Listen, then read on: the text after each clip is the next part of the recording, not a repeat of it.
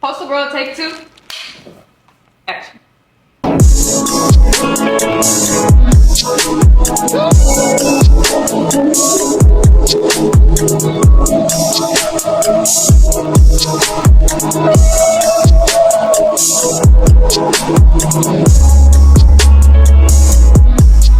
Alright, y'all. Welcome back to Poster Gworl. You know, we're in a new month, so a new series. So welcome to the All Access series for May. And this time we have a new special guest. Welcome, Hitkidd. What's up? But nah, the way she edits on, she go crazy. That's right. That's right. That's right. What's up? What up? How are you? Good. A little tired. How are you? It was going today too, so it's like. Yeah, I be working out a whole lot now. Really? Yeah, I got to. I gotta stay in shape. I feel you. I'm gonna start back. And then I just never just been like fat or nothing like that. And I don't want to get older. And you see, especially like black men, they just get their weight. Yeah. I don't know what it is. They just get their. The stomach, though. And then get to the back of the neck. I was looking at the dude's neck. He looked like he was 40, but he used to be in shape. It's just like extra meat. I was like, nah, I can't do that. And I'm cool. Like try to. But go ahead and tell them who is Hitkidd. What's up? I'm Hitkidd. I don't know what I want to even call myself, but just overall creator, but most of y'all know me for producing. Period. Alright, cool. But tell them how you got into producing.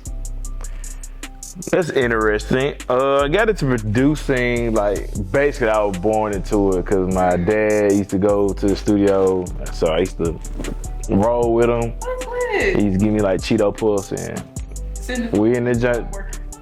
Exactly. I'm sitting in the corner, him and his partner, like they doing their thing, and I just like have like I'm probably like 2, 3, 4, 5. You know, as I got older, I really would remember, but just in the early stages, it was just crazy. Like I can remember like bits and pieces of it, like being in the studio. Do you remember your first time producing or your first thing producing? If you want to call using a cassette tape on the little gray radio, then yeah, when I was about 3, I don't remember the first one. I got some tapes. I got cassette tapes in my in the shoebox in my closet of me and my cousin like trying to rap like at 3, 4 years old. You remember Like we had like front and back. I used to like name the like the tapes. And we used to like play the piano, push the little button on the piano on the drums or whatever. He used to have some weak beat, like we used to be rapping on it. And we used to like just say record it. Like you put the tape in there, record it, had a beat. I don't know how we even did that. I ain't gonna lie, but we used to have to try to record, and yeah, it's basically like my first time, we wanna say, producing. Would you say your style of producing has changed from when you first started to now? Or like how would you say it's changed, if it has? I mean, like first, yeah, because I'm just trying to I'm just making beats like what sound good at the time, but for the most part, like 80% of the time, I'm trying to really figure it out. You know, I was just making beats and excited, like, okay, this sound cool, it's done. But I started catching my rhythm probably like 4 or 5 years later, cause it wasn't too many YouTube videos about like how to produce. Cause yeah, it's just like wasn't too many producers out there like Les Luca and Southside, but at that time they was already on FL for a long time, or a producer for a long time, well longer than me. I want to talk about branding a little. Tell us like where did Hitkidd for President come from? Just out of my head really, but the main thing was how can I just make an idea? I just took an idea and just put it into music art form, just turned it into a whole brand. So just like Hitkidd for President, I'm cool with a lot of people, blah, blah, blah. People person, whatever you want to call it. So I just found like a little niche. Yeah, I found like a little niche and then just roll with it. But this started like in 2017. And I had a mixtape called Hitkidd for President, like a real deal like mixtape. I had like DJ Crisscross and DJ Cortez to like do the drops, cause you know at this time people weren't doing like the drops, like the DJ drops, like the bring it back and all that, or doing the talking when nobody doing it. So I thought it would be cool to do that. And around this time, Spinrilla was at its height, and yeah, so I had it on Spinrilla, and yeah, just took it, and then like in 2019, I had did not album, but just another mixtape, but it was on DSP this time. Just trying to find a better way to do the project, and I'm to this point now. Why do you think branding is so important, being a person who is in the industry or just like making a name for themselves? Why would you say branding yourself uniquely is very important? It just make people interested. Like, you don't want to be the person that people just walking by and you mad. Man, what ain't, I make good music, or I take good pictures, or I do good podcasting. You need somebody that's like, you need to stamp, like, you gotta have a very interesting reason why it should be you. Why you know what I'm saying? So like McDonald's, they stamp. Walmart, they stamp. And they, even though they stamp, they still doing ads. You see ads, McDonald's ads everywhere, and everybody know what McDonald's is. And they still keep promoting and branding. And they always find different ways to brand. They always move with the next, like, the next, you know what I'm saying? They keeping up with time. Like, you know, during the 1960s, it was different than 2024. And they, you know, they managed to keep their brand up to date. So, yeah, you'll get left in the past. You don't have like a good solid foundation in terms of branding. But I say just overall, just being you need a brand, and it's important because it just make it interesting. Like, what's the head turner aspect of yourself? What makes you? Me personally? No, about myself. No, I'm saying. Oh, I thought you asked me like. I already answered that. Go ahead and answer that. I don't know. It's just like, if I walk in the room, the energy shift. I can just tell. I feel like I can squeeze bad energy out of the room. That's good. Like, soon as I walk in the room, it's just like, I don't know. It's like you turn on a light when I walk in the room. Period. Okay. I'm what's it called? Illuminated. I think that's the word. Yeah, to light. The illumination. Illuminated one. Illuminate. I think that's the word. You got luminosity. No. It's The light. yeah. I'm the light. The light. The illuminated one. Oh, yeah. There we go. Yeah. Illuminated, right. That's Yeah. good. So in the producer game, speaking of branding, uniqueness, all of that, what makes you stand out, or your style of producing, or just like you in general, basically, stand out in the producing game? Back to what you said, the brand. Like, I got it, but let me take it back. It's because of my personality too. A lot of people that produce ain't got no personality. They just sit there. Like, don't talk to me. Yo, bro, you need 20 beats? No, I'm not doing all that. Like, I be pushing my own stuff. Man. You're creative too. I do some of everything. Like, I'm not the type to wait on the artist to send me back the song. I go do it. I'm not waiting. Like, I go do it for myself, but just primarily my personality that separate me from everybody. And obviously, I guess I got some good, decent beats. It is very hard and very gangster, and people want to listen to that type of music. And yeah. That's lit. Tell us about, like, what's your process when producing? Take us through a Hitkidd beat, or how it's made. I'm gonna grab some chips from somewhere and something to drink, and then go sit down, my Razer laptop, open that joint up, and just start clicking around, like literally like.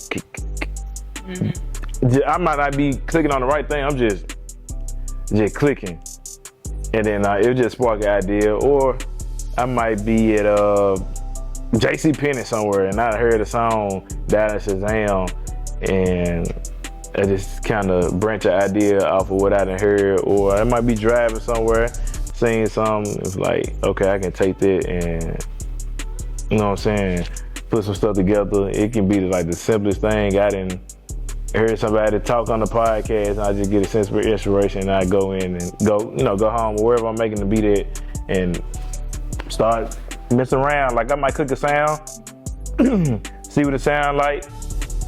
I'm not looking like most of the time. I'm not looking for a specific sound. I'm just, Whatever comes to if I click it and I feel like dealing with it, then I'm gonna do it. But I always challenge myself to make a beat at the first sound, using the first sound I have. So yeah, that's like a cool thing for myself to be able to test myself. How you feel the producing game is right now? What you feel about it? What's your opinion on it? Now ain't no, but it's like real producers like dying off. Everybody just trying to make beats, and the producers trying to be like rappers. So yeah, everybody wanna have like, I got a chain, but you know what I'm saying, everybody like doing the same stuff. Like you can say I got a chain, but you can't say like I'm like anybody else. Yeah. So basically like the producers, they just want to be like the rappers, so they getting lazy. They just want all the women. They want to be in the club, be seen. They don't know how to structure songs. They're not going back to the studio and really like producing a song, like no post-production, meaning like adding songs. I mean, not adding songs, adding sounds, rearranging sounds. You know, hollering at the engineers, piecing everything together. Yeah, like especially like when you start getting in a different type of tax bracket, you starting to get a little content, and you be like, you know, I can really just, man, I just get woo woo. Y'all make this, and you not even making it. I mean, you producing, that's producing though, but you lost a love for like actually putting it together, like making the sounds yourself. And yeah, a lot of them just getting lazy. What do you think would fix that? Or do you think it's a fix to that? The way music going, everybody want that quick, like, look, I want to race like that, so I don't need none of that to make me. It's a long journey. It's in me, but like it's not, ain't too much that can fix it, unless I don't know. I don't think it's no fixing it, unless it just one to one just get picked, and people just tune it. All of a sudden, just tune into it. They're able to market it right on how to be a producer, an actual producer, and more people start doing it, and it just become a thing. But right now, nah, nothing. Yeah, y'all put it together. Nah, they need to. Yes, you. If you're a producer and you watching this, it's your fault. And you get together. Don't wait on a big artist, bro. Make your own artist. Say it again. Make your own artist. Make your own table. Make your own table. You're very creative, and I discovered or realized who you were with Shabuya and Set the Tone and everything. But I realized you're like overall just watching even since then, you're very creative. Like what? What I do? Like you put stuff together. I feel like you put stuff together very creatively. Yeah, I feel like I can do a lot more, but I do a lot of stuff, and they got overlooked. And I won't say most recent, but my most prolific song that everybody knows, like F and F, it was like one of the ones. But I really feel like Shabuya like bigger because how it came together, like creatively with the song. How did it come together creatively? I got the 12-hour session. We were trying to figure out, like, we wanted to add like song. We wanted to do, so we did the EP, right? The Set Song EP, and we was like, man, we need to do some more songs. To do a bigger project. Since the EP had did good, video was going crazy. I was like, let's go and do an album, y'all, together, just us, and we were going to the studio to do some more songs. And I was documenting everything, and it was just one of them sessions. It was 12 hours. Got to the session. 12 hours is a long time. Yeah, we recorded the EP in 12 hours, all them 4 songs. I went back and fixed it, but nevertheless, did another 12-hour session, and I had this beat. I think I was in Atlanta somewhere, and I was thinking about, like, I seen a clip of the guy singing Shabuya on the bus. I'm like, you know what? I think I want to make a song out of this. I ended up getting back to Memphis, and I had the beat, but it wasn't like to do no Shabuya to it. It was just, I just want them to try something. It was like a looking boy song. But the Memphis way, so it was gonna be turned. And they were really finna talk about some people, like people that everybody know. I was like, nah.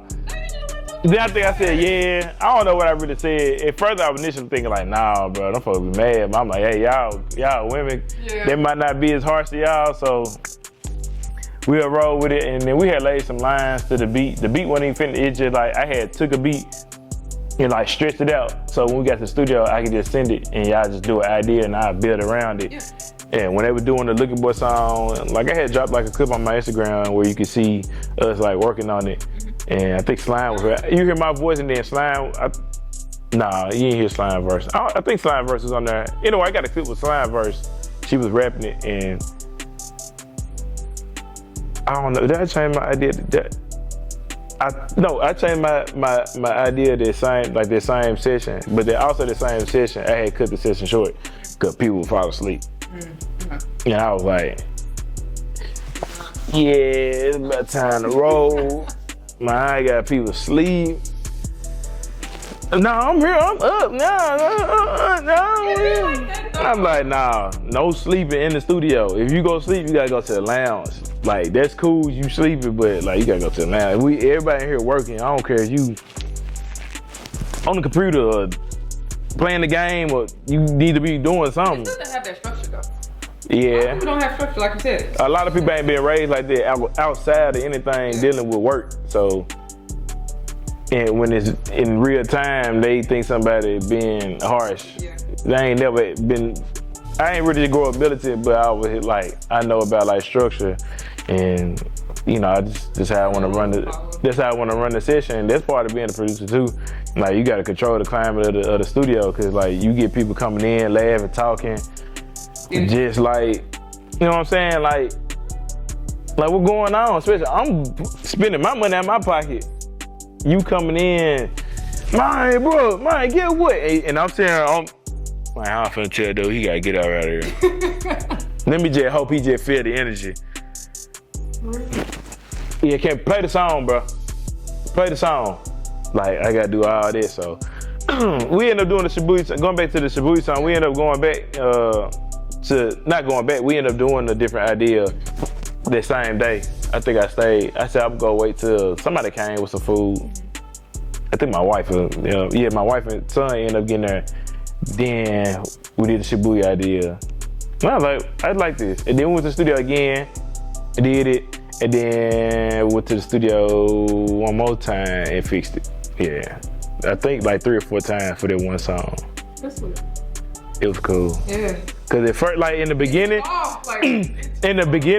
you could hear them like trying to get themselves together to do the song. 1, 2, 3. It was like a mini clip of them doing it, cause they couldn't. I ain't gonna lie. One of y'all a little slow. All y'all a little slow, cause I just heard. I'm like, y'all ain't got no rhythm. Like, what y'all doing? And that was recorded too. I gotta find that clip, and yeah, that was fun. And then the video was fun, cause that was like my biggest video that I really executive produced and directed. Like, I got called everybody that was needed. I called the stylist, which was Chad. Hairstyle was Paris J. The makeup artist was my wife Jazz B. Shout out to wife. Who else? Zach was the main camera operator, and then Rico R7. Him and Zach shoot a lot of my videos. Lillian, she was the producer, AD, what you want to call her. I just need her at every video shoot. Love you. Who else was there? Hairstyle. Hairstyle, yeah. Yeah, everybody came out there, and Zach found the building, found the school. I had to do the paperwork. I ain't know nothing to do. We had to do insurance to get these locations. Cause I was just thinking about getting a peer space, and book the peer space. We're gonna pull up, record, and shoot.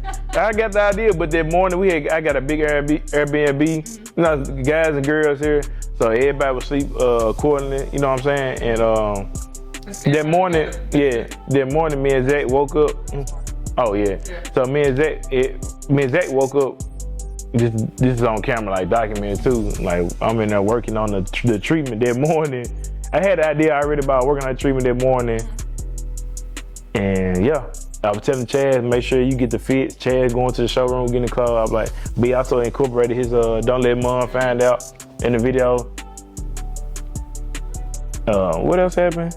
Yeah, I did the treatment, and we got the rolling. So I got like a behind the scenes of me, like showing them what to do in the video. Like, Elise had to come out the bathroom. I had to do you need to act like this how your emotion need to look Zach running into the door by mistake. It's a lot of cool stuff. I was showing Slime.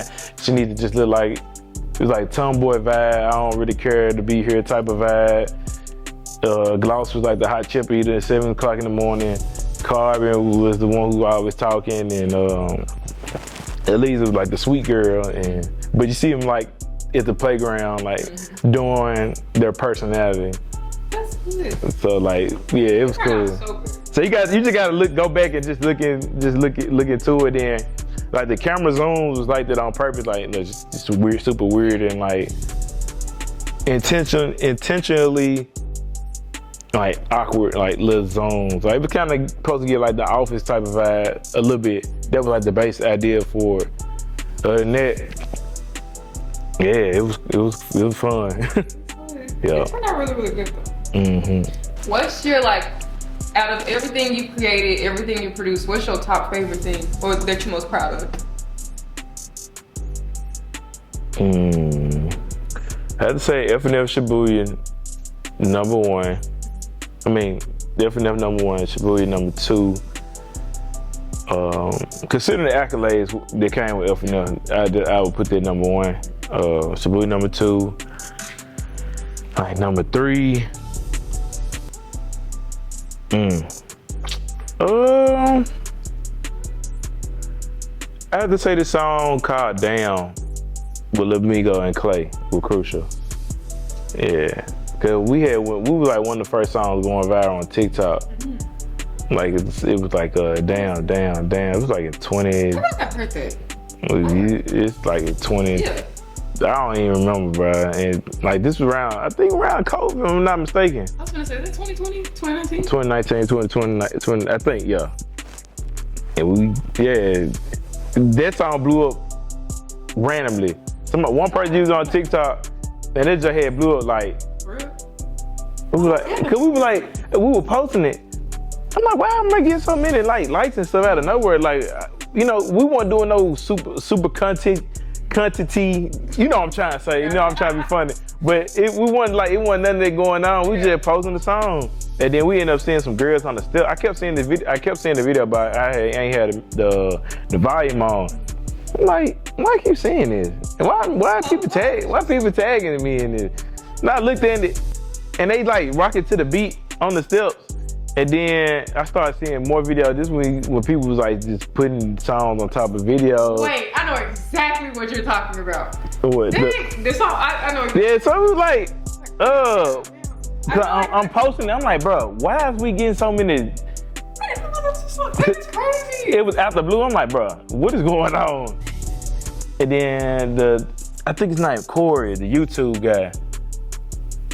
Corey, I don't know his whole name, but he was one of the main ones. The guy Jay, he did a video in the closet, and the joint head went viral. And I think Corey the one who made the video of the girl sitting on the steps, rocking side to side. Then after that joint was just taking off. But this my top song outside of FNF and Shibuya. That's my third top song.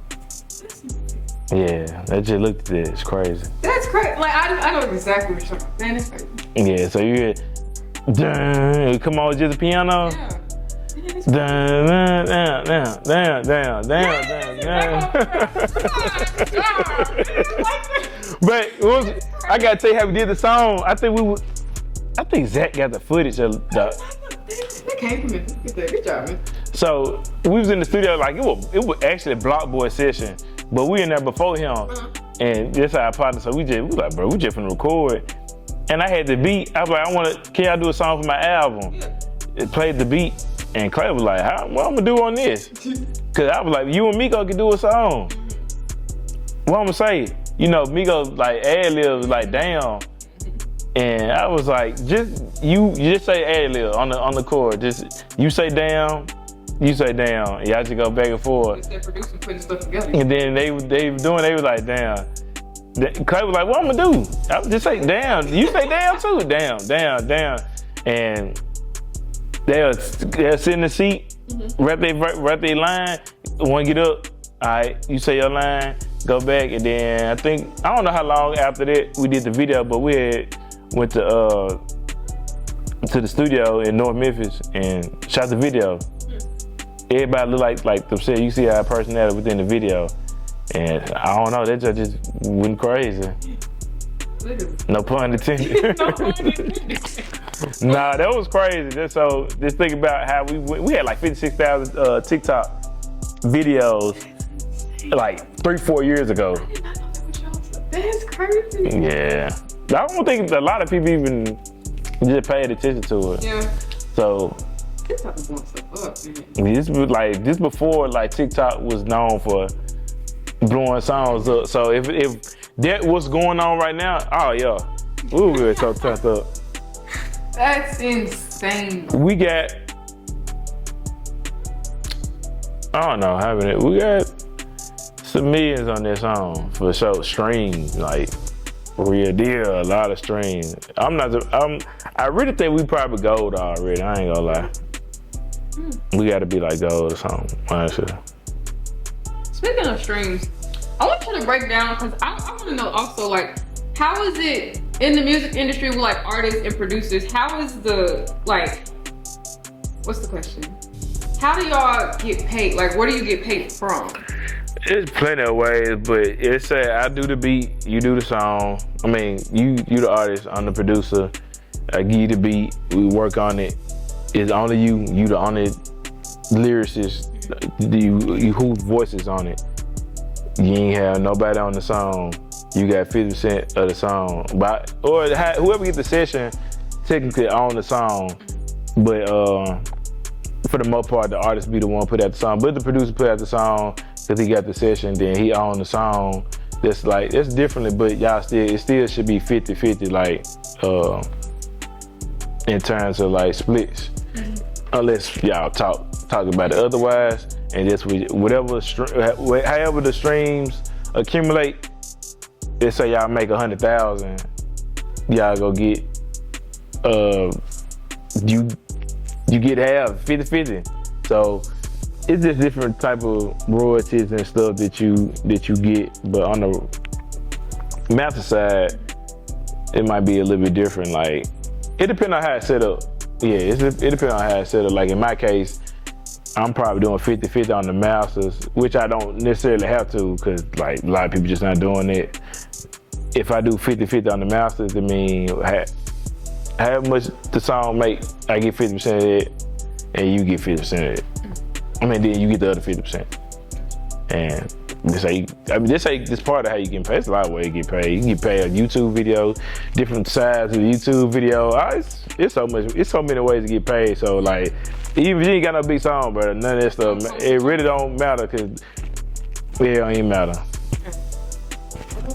We learned something new today. Nah, you can get like, so you feel like your song really not up to par, please, just it's cool, bro. Like, trust me, it's plenty of ways to get paid. But one song, matter of fact, one song can land like in a Netflix show, and you get like 5,000 for that song, maybe. Really? It just. And they don't even show the whole song. It just be like a little clip. It just be in the background, like, let's say, I don't know, we sitting at a cafe and you just hear a little song in the back playing, like at the restaurant in the back. You might get like 3,500 just for that. Oh. That's just for one show. Another show might use the same song. It might pay you more. It might use more of the song. I need to explore that. I got a lot of songs at P Valley. You do? Yeah, I got, I think 3 the first season, maybe like 6 or 7 the second season. Trying to get some stuff on season 3 and go for that. I had some, I got the song Get Bigger with Cold Cash. Just recently, this documentary with the women's college basketball. They were singing Shibuya in the locker room. Like, yeah, I even got like paid out of a Sprite commercial. For real? Just for them saying, let's go. Lit. I got paid for them saying, let's go in the Sprite commercial. That's lit. Oh shit. It's plenty. Just cause they said, like, if you go watch the Sprite commercial. Just for using Let's Go? Like they said, let's go. Yeah, I get paid for that. Oh, period. Okay. That's when like, that's in terms of like ownership, like that's the That's like the pros. That's the pro about it. One of the pros about it, and just go back to say about like stuff on the masters. On the master side, you like on the masters, you get this. You know what I'm saying? Top way to get paid. Didn't know that. Yeah. So if I was to say popping my collar on a show, would 360 I'm going to get paid? You start thinking some catchphrases. You gotta make sure you own it though. Yeah, that's true.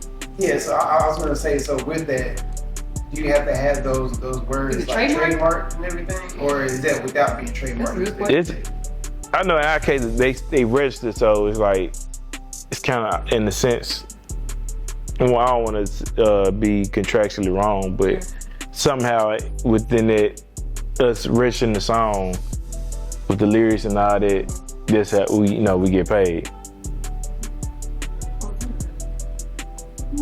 But people, the smaller artists, if somebody big use their stuff or steal it, you have to go through a whole lot to kind of prove it.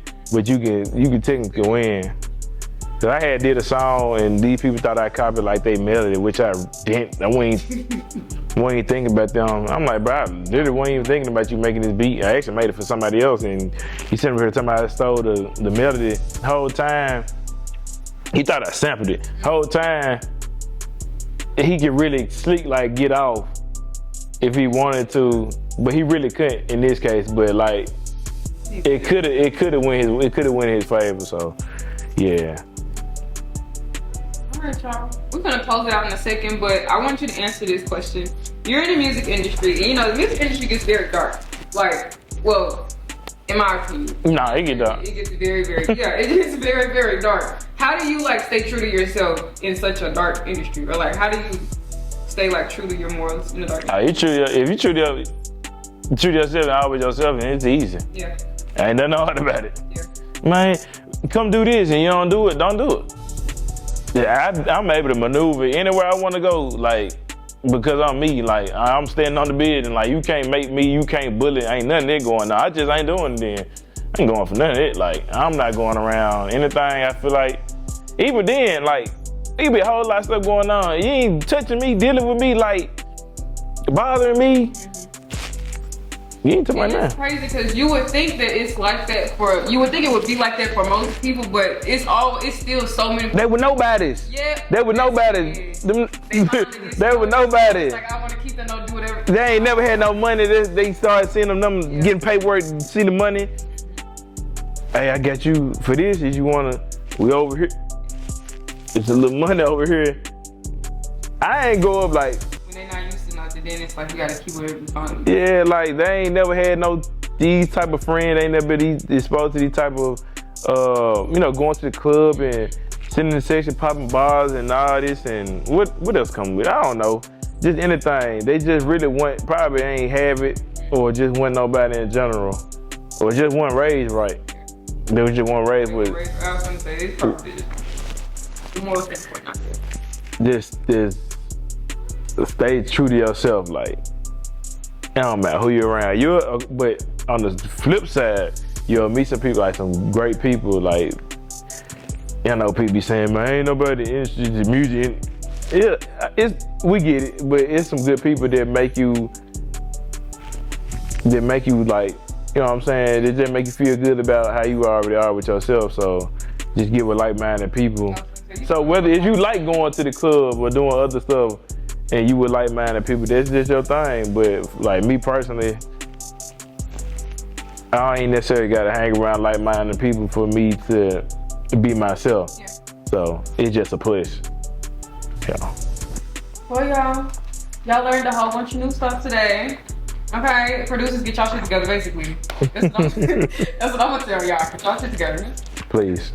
Got a question. All right, so, like following your journey, like ever since the beginning, you've always been about sketching. Mm-hmm. I want to know the backstory with sketching. So like 2017 or 2017 or the end of 16. One of them. 2017, I was wearing like the Nike in 2016, 15, or 17. Between 15 and 17, I was wearing Nike Monarch before they were like hype beats, before everybody was like rocking them joints. And they started putting them in Foot Locker, and people were trying to wear it like, yo, I'm wearing these. I'm like, I really was like, I'm the first one really like was making them, was adding, putting the sauce to them. Like, I made them look cool and made them fashionable. And when they started hitting the market and going crazy and they started changing the color, I was like, nah, y'all really just messing up the swag. So I ended up seeing some sketches. I was like, I'm gonna rock these joints. And started doing it like in 18. That was the end of it. I'm doing photo shoot. I had did my own like commercials, trying to get that. Sent my EPK the sketches I DM'd them. I know all the people that work there, like not personally, but know who to reach out to. Still trying to figure it out. But yeah, when nobody else like doing it. Describe your aesthetic fashion-wise. What's your vibe? Like anything retro. I got accustomed to just wearing jeans a whole lot, but anything dealing with from the 90s, like you put in your head like FUBU, Dada, Duckhead, you know, that type of swag. I call it dad swag, but like how most of the time it's dad swag, but it's like mixed with like street or like urban 90s swag too. But it was really like that at first, and then as I just got old, I just got tired of trying to buy so many clothes. Yeah.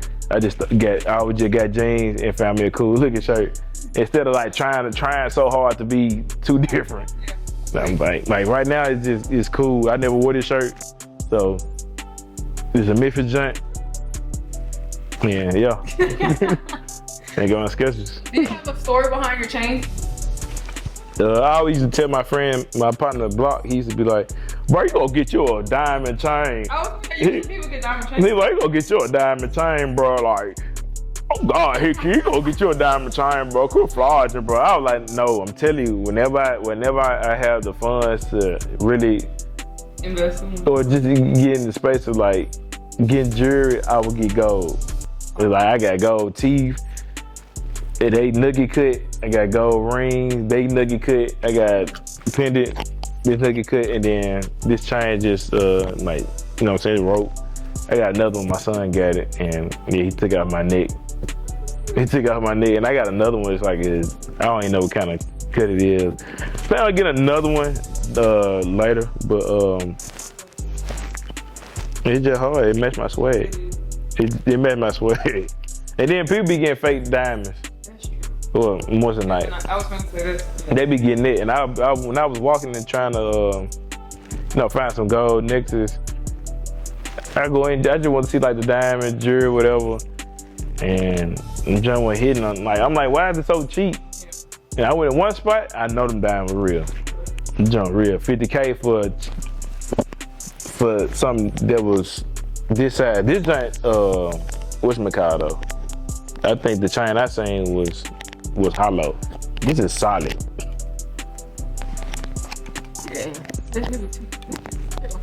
Yeah, it was like 290 something grams, 96 grams, something like that. So, but it's just me, like. Yeah. I put it together. I'm finna start like wearing a whole lot of gold chain, like this my swag. You see my head turned to the side, that's me. That's good. I fuck with it. Make sure y'all turn his head to the side when you watch the interview. Here. I saw that you posted maybe about a month or two ago. You posted that you got some land and you're actually building, a campsite, right? Yeah. So you want to go into that? Oh yeah, so I got I bought some property in Memphis. I bought some property in Memphis.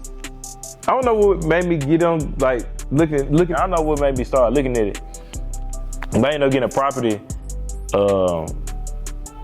in Memphis. It was on like Facebook off market, and I seen it was cheap. I'm like, you know what? I think I'm finna get this. This is my first time trying to buy some property. I think I'm finna get this, and I'm just gonna get it just because I don't know. I think this cheap. I got a deal. Let me double check. Let me see what's going on. It don't look that bad. Okay, I think I'm just finna hold this and I started figuring out what I want to do. I had wanted to demo the house, which I technically did, but I got it reframed, blah blah blah. Got the trees cut, which I made a mistake and didn't keep the lumber because I want, I ain't really know because I could have used the lumber and put it. Cause I got add-ons to the back of the crib, so it's really like bigger than it look in the front. And I'm still starting on the. I haven't started on the studio yet, so like the building you see is like the house. So it's not a studio for everybody to come to. It's just like the home, the HQ, the headquarters. When people come in town, they want to sleep somewhere. They, what I'm saying, or my family want to come to the studio where I work. They can just stay up front. We go ahead entertainment center in the front, and but they had to lay the concrete down. It was just crazy, like looking at the property.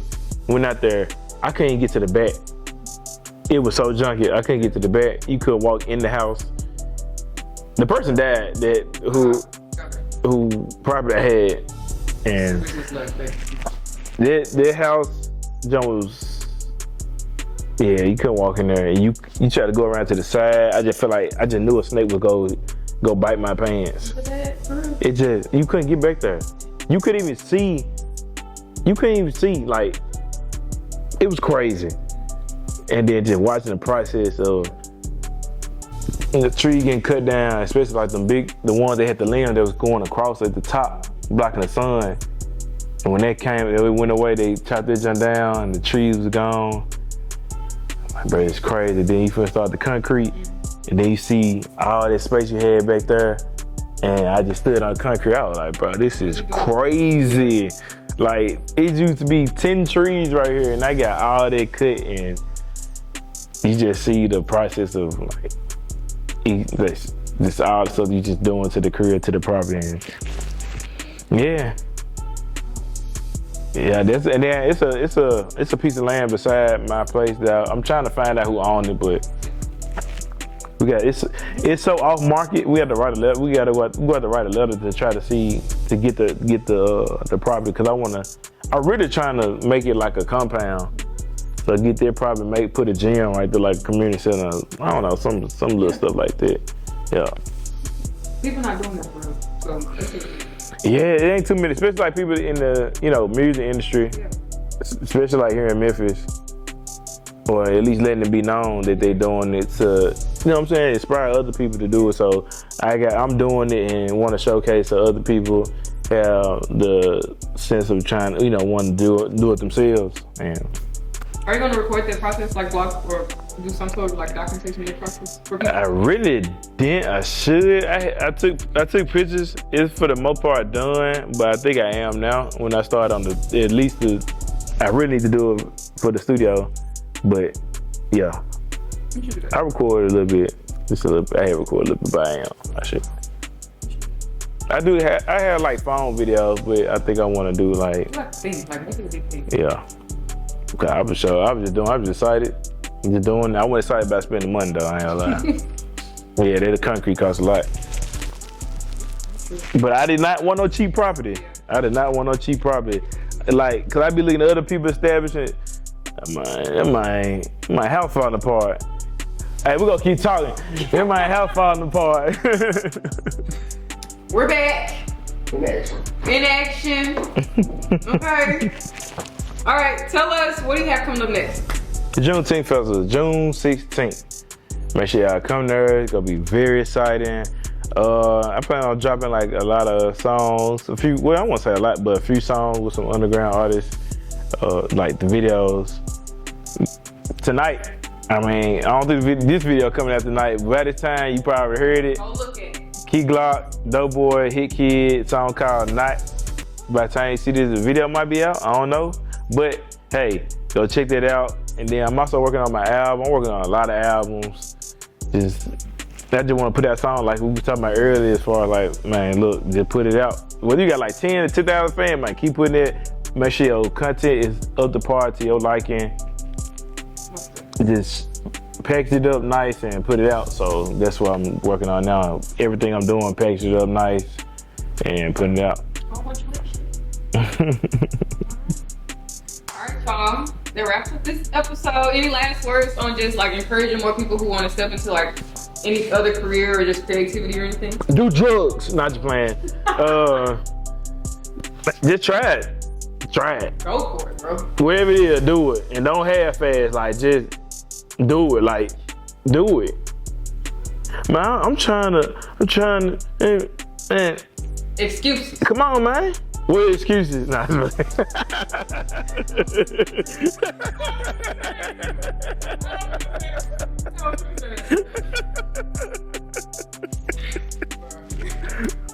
Okay, yeah. But keep on. But yeah, stop making excuses. That's crazy. Nah, for real though. Stop making excuses. Get off your butt and go for it. Stop overthinking. Talking to myself too. Stop overthinking. Yeah, I wish I had bigger words and all the stuff I heard in like podcasts and all this. Yeah, overall, yeah. You like Nike and Jim too. You. Okay. I'm talking about you sitting right here on the couch being lazy. Not you.